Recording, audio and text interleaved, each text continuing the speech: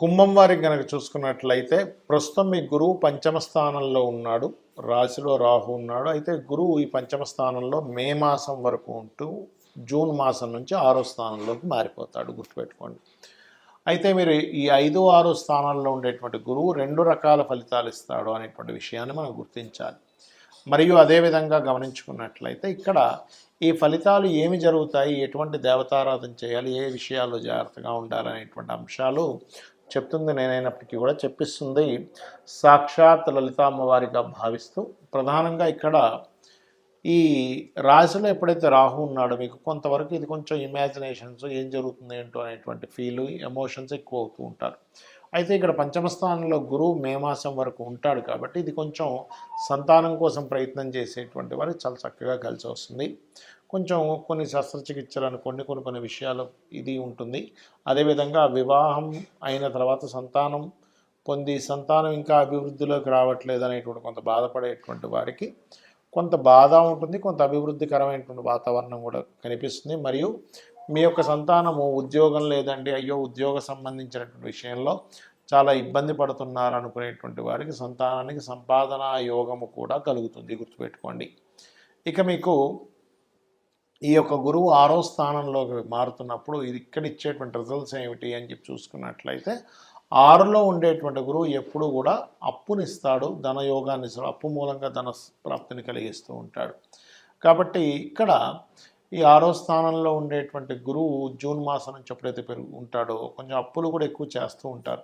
కొంచెం అప్పుల వల్ల స్ట్రెస్ పెరుగుతూ ఉంటుంది, అప్పులు లభిస్తూ ఉంటాయి. కాబట్టి మీకు ఎక్కువ అప్పులు బాధలు పడకుండా ఉండాలి అంటే ఓం అపర్ణాయే నమః అనే మంత్రం చేస్తూ, ఇంకా మీకు 2వ స్థానంలో ఎలాగో మీ యొక్క రాశి వారికి ధనస్థానంలో శని యొక్క సంచారం కూడా జరుగుతుంది కాబట్టి 2 మంత్రాలు ప్రధానంగా చేసినట్లయితే మీకు ఫైనాన్షియల్ గ్రోత్ కూడా పెరుగుతుంది. అవి ఏమిటి అని చెప్పి చూసుకున్నట్లయితే ఓం సంపత్కరీ సమారూఢ సింధుర వ్రజ సేవితాయ నమః అనేటువంటి నామము అద్భుతమైనటువంటి ధనయోగాన్ని మీకు ఇస్తుంది, అంటే ఫైనాన్షియల్గా మార్పునిస్తూ ఉంటుంది. అదేవిధంగా ఓం అనాకలిత సాదృశ్య చుబుకశ్రీ విరాజితాయ నమః అనేటువంటిది ఏలినాటి శని యొక్క ప్రభావాన్ని కూడా తగ్గిస్తుంది. గోవులకి బెల్లము మరియు ఈ యొక్క అరటికాయలు తినిపిస్తూ ఉండండి, మీకు అన్ని విధాలా బాగుంటుంది.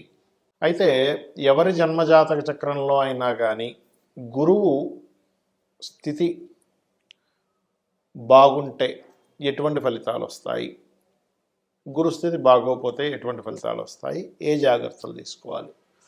గురుగ్రహాన్ని మనకి జ్యోతిష్ శాస్త్రంలో కానీ నాడీ జ్యోతిష్ శాస్త్రంలో కానీ నాడీ శాస్త్రాల్లో కానీ జీవుడుగాను చెప్పారు. అదేవిధంగా దేవతా అనుగ్రహము గురువు అనుగ్రహం కూడా చెప్పారు. కొంతమంది జీవితాల్లో చూడండి, వాళ్ళకి మంచి గురువులు దొరుకుతారు, చాలా మంచి మంత్రోపదేశం జరుగుతుంది, వారికి మంచి మార్గాన్ని చూపిస్తారు. వాళ్ళని వీరు కలిసినప్పటి నుంచి వాళ్ళ లైఫ్ కూడా చాలా చక్కగా మారుతుంది కూడా. మరి కొంతమందిని కలిసినప్పటి నుంచి ఏమైపోతుంది అంటే వారికి అన్నీ కోల్పోవడం, అంటే వారు కొంత మభ్యపెట్టి వాళ్ళ గురించి ఖర్చు పెట్టి చేసుకొని, లేదా వాళ్ళ గురించి ఒక రకరకాలుగా చేసేసుకొని అన్నీ వాళ్ళ ఆస్తులు కూడా రాయించేసుకున్న గురువులు నేను చూశాను. అలా జరుగుతుంది. ఎందుకు కారణం ఏమిటంటే మన యొక్క జన్మజాతకంలో జూపిటర్ స్థితి బాగోకపోతే ఇక్కడ 2 విషయాలు, మంచి గురువు దొరకకపోవడము జరుగుతుంది, మంచి గురువు దొరికినా మనం తిరస్కరించడం జరుగుతుంది. జూపిటర్ కనుక బాగోకపోతే ఇది బాగా అర్థం చేసుకోండి. మంచి గురువు దొరికాడు కానీ మీకు ఆయనలో 100 మంచి గుణాలు ఉన్న ఒక్క నెగిటివ్ పాయింట్ పట్టుకుని అమ్మో ఈయన దగ్గర ఈ నెగిటివ్ ఉందని బయటకు వచ్చేస్తాం తెలియకుండా. అది ఎందుకంటే మీకు అది ఆ సమయంలో ఆ గ్రహము ఆ యొక్క దేవత మీ యొక్క సమయము ఆ రకంగా మీకు కనబడేలా చేస్తుంది, అర్థం చేసుకోండి. ఎందుకంటే ఇప్పుడు సొసైటీలో కూడా చూడండి, రకరకాల మంది ఫ్రెండ్స్ ఉంటారు. ఇద్దరు ఫ్రెండ్స్కి ఏదో మనస్పర్ధలు వచ్చి విడిపోతారు. ఇదే వ్యక్తి ఇంకో వ్యక్తితో కొన్ని సంవత్సరాల పాటు బాగా ఫ్రెండ్లీగా చాలా బాగా ఇద్దరు కలిసి ఉంటారు. ఏమైంది మరి ఇదే వ్యక్తి ఇంకోరితో ఎందుకు కలిసి ఉండలేకపోతున్నారంటే వీళ్ళిద్దరికీ నెగిటివ్ పాయింట్స్ కనబడ్డాయి, వాళ్ళిద్దరికి పాజిటివ్ పాయింట్స్ కనబడ్డాయి. అయితే మీ జన్మజాతకంలో కనుక గురువు బాగా పాపకత్తిరిలో ఉన్నాడు అనుకోండి, అంటే శని రాహులతోని లేకపోతే పాపగ్రహ నీచబడ్డ గ్రహాలతోని ఉన్నప్పుడు మీరు పూర్వజన్మల్లో గురువుకి ఏదో ఇబ్బంది పెట్టారు. అంటే ఏంటి, గురువులు అంటే ఎవరు, మీకు గురువు అనే ఆ యొక్క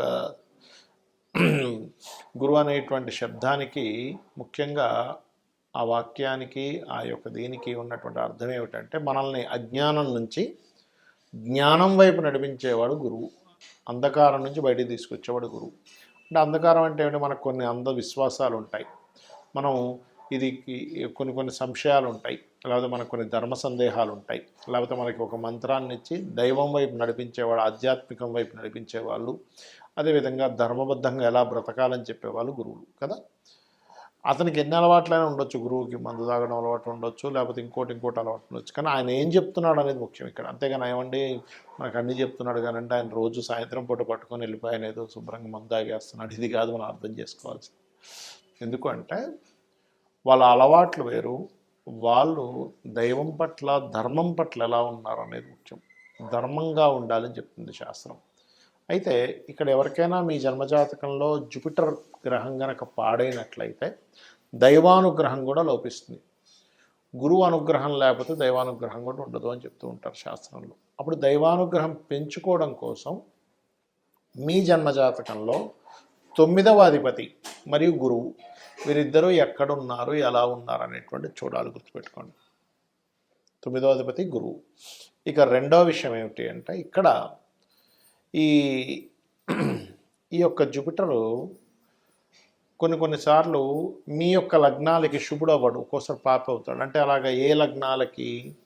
మకర లగ్నానికి, కుంభ లగ్నానికి, అదేవిధంగా మిథునానికి, మరియు కన్యకి, వృషభానికి, తులకి, ఈ లగ్నాలకి గురువు శుభుడు అవ్వడు, పాప అవుతాడు.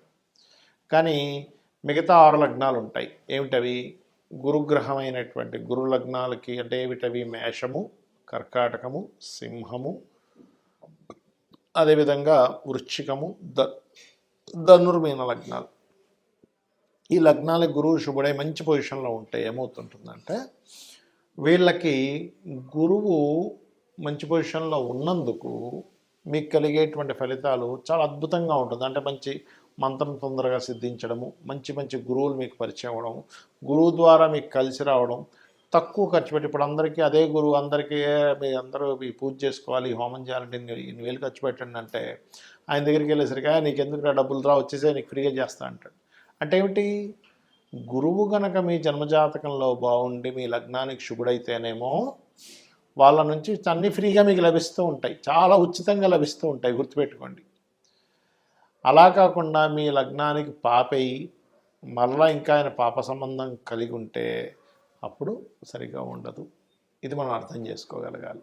మరి దీన్ని ఎలాగ తొలగించుకోవాలి? గురుమంత్రం, ఏదైనా గురువు దగ్గర మంచి గురుమంత్రం తీసుకోవడం, గోసేవ చేయడం, దత్తాత్రేయుడి యొక్క స్తోత్ర పఠనం చేయడం, ఓం ద్రాం దత్తాత్రేయాయ నమః అని చేసుకోవడం, లేదా జయ గురుదత్త శ్రీ గురుదత్త, లేనట్లయితే దిగంబర శ్రీ పాదవల్లభ దిగంబర అనే మంత్రం చేయడం, పసుపు కానీ గంధం కానీ ఇలాంటి పదార్థాలని మీ యొక్క ఆలయంలో దేవతా కైంకర్యం కోసం భక్తి శ్రద్ధలతో ఇవ్వడం, ఎక్కువగా శనగలు దానంగా ఇవ్వడం, గురుగ్రహంతో ఏ పాపగ్రహాలు అయితే కలిసాయో ఆ పాపగ్రహ సంబంధించినటువంటి దానాలు ఇవ్వడం, ఇవన్నీ చేయడం ద్వారా మీకు గురుదోషము పోయి దేవతా అనుగ్రహం కలుగుతుంది, అమ్మవారి యొక్క అనుగ్రహం కూడా కలుగుతుంది, మీ జీవితం అద్భుతంగా సాగుతుంది. శ్రీమాత్రే నమః.